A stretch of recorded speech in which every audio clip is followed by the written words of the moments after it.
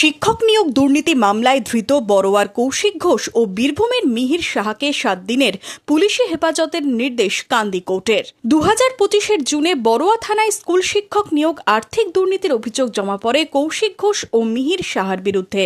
বুধবার বড়োয়া থানার পুলিশ এই দুজনকে গ্রেপ্তার করে। বৃহস্পতিবার ধৃতদের 10 দিনের হেফাজতে চেয়ে কান্দি কোর্টে পাঠায় পুলিশ।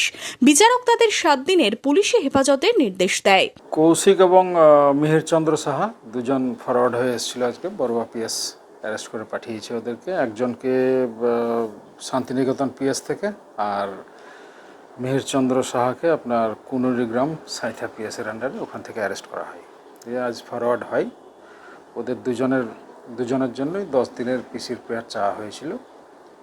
অভিযোগটা হচ্ছে, একজন অভিযোগ করেছিলেন ওই সার্ভিস রিলেটিং ম্যাটার, চাকরি দেব বলে প্রতিশ্রুতি দিয়েছে, যার ভিত্তিতে প্রচুর টাকার একটা ডকুমেন্টারি লেনদেন হয়েছিল, তার ভিত্তিতে অ্যারেস্ট হয়েছিল। এখন ইনভেস্টিগেশন চলছে। 10 দিন তো 10 দিন চেয়েছিলাম আমরা, আর কোর্ট 7 দিন অ্যালাউ করেছেন। এটা কোর্ট। উল্লেখ্য, 2022 সালে শিক্ষক নিয়োগ দুর্নীতির অভিযোগে সিবিআই গ্রেপ্তার করেছিল বড়োয়ার প্রাক্তন বিধায়ক ঘনিষ্ঠ কৌশিক ঘোষকে। যদিও 2024 সালে জামিনে তিনি মুক্তি পান। এবার এই ঘটনায় পুলিশি হেফাজতে কৌশিক ঘোষ ও মিহির সাহা। মনমোহিনী হেলথ কেয়ার, স্বাস্থ্য সেবায় অটুট শ্রেষ্ঠত্বের শিরোপা।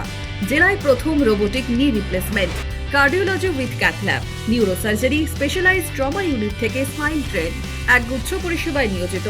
Manmohini health care, quality care with personal touch, Baharampur শিল্প তালুক।